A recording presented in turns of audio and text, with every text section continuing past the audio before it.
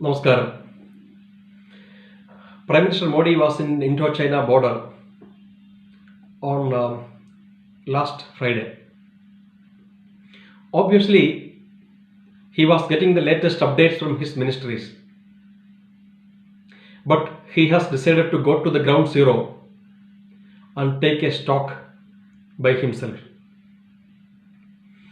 Prime Minister reviewed our preparedness.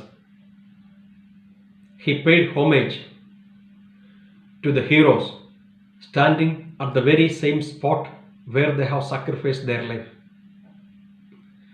He met our brave soldiers in the hospital. He then addressed the nation from the warfield, which is at 16,000 feet above the sea level. An inspiring speech. His message to our neighbors and to the world was thundering and clear. There is only one parallel in the history for Narendra Modi's Ladakh speech.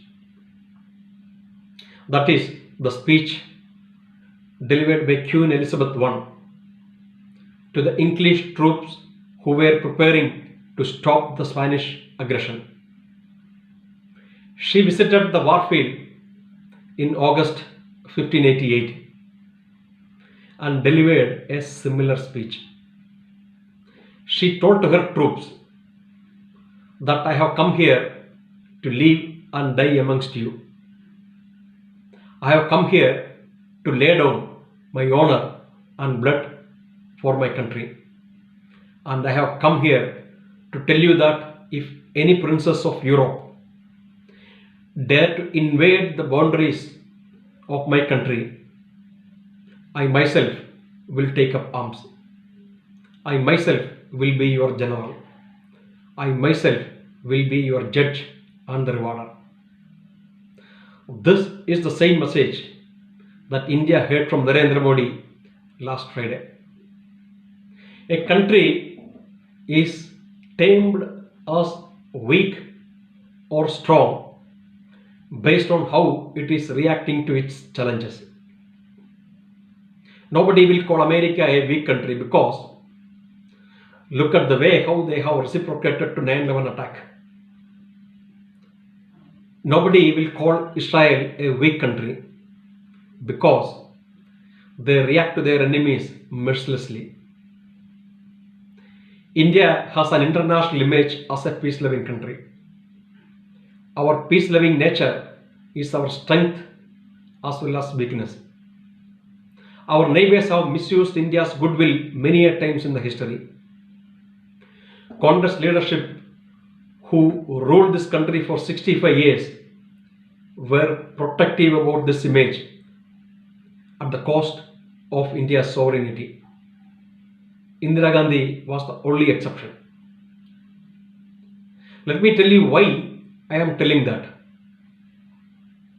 In 1948, Pakistan occupied 13,000 square kilometers of Kashmir.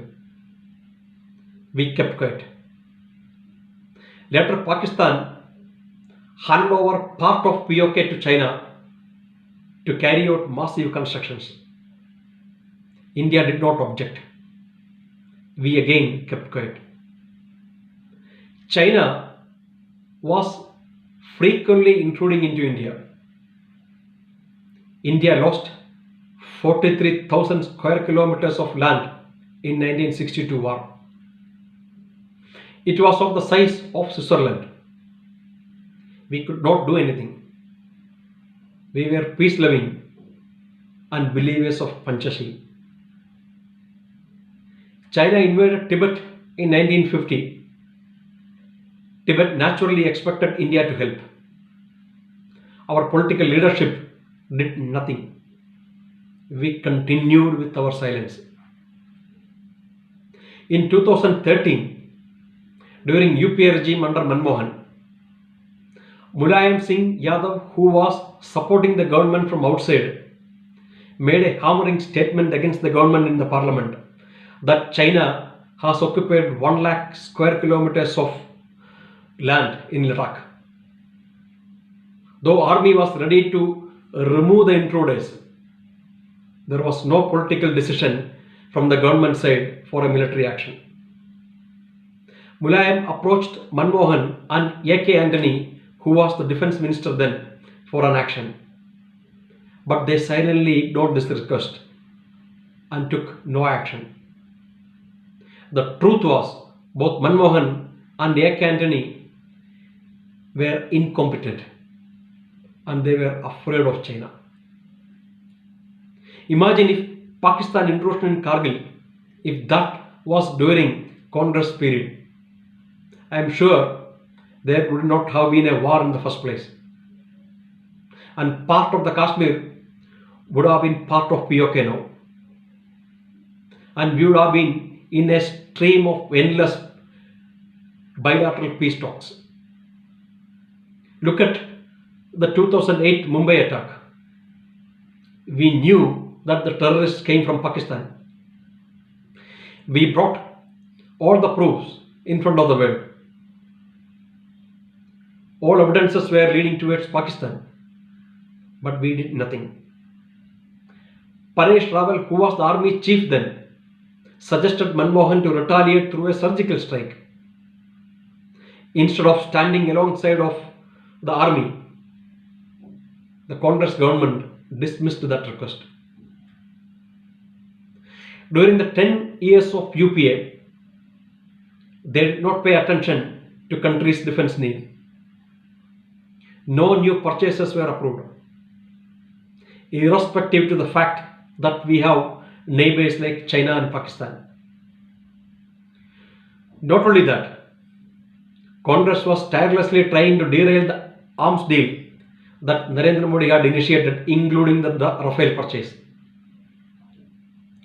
2 or 3 Indian submarines, including INS Sindhurakshak, exploded during when A.K. Antony was the defense minister, because they were not doing the required maintenance. Pranab Kumar Barbora was the Western Air Command chief during Manmohan's second term as Prime Minister. He had revealed an incident that took place in 2008. World's highest airstrip is in Ladakh. This is located at an altitude of 16,000 feet above the sea level. This airstrip was constructed during the India-China conflict in 1962. So this airstrip was not operational since 1965. Because this airstrip was not operating, the army materials were transported through the road. Air Force was made 5 requests to Manmohan to operationalize the airstrip, but the permission was never given. What was the reason? The reason was that will provoke China. So in 2008, Air Force operationalized this airstrip without taking any written permission. The Defense Minister A.K. Antony was informed after the mission was completed. This is the way Congress was damaging the morale of our soldiers. These are not my creations. These are the facts from the history. After Narendra Modi came to power in 2014, all these situations are answered. Modi's world is totally different, and our reactions are very, very different today. Uri attack, we replied them back with a surgical strike. Pulwama attack, India crossed the border again and carried out the second surgical strike. China attempted an intrusion in Dokla that ended up with a 2-month army standoff between India and China. Finally, both the parties withdrew their troops and China stopped their road constructions there. And world is seeing how India is reacting to the latest border clash between India and China in Galwan Valley. The whole world is getting mobilized against China. For any country to win over enemies, it needs the political will, and India has that now. This is what Ma Bharat will get if we elect a patriotic son as her PM.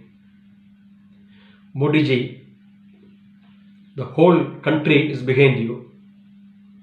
We are waiting for that one call and we will be there. Sir, I have a promise.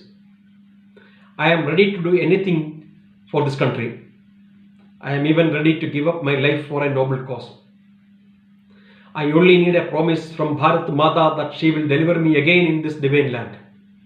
Not necessarily as a human, but at least as a grass somewhere. Bharat Mata ki Jai. Vande Mataram. Thank you so much.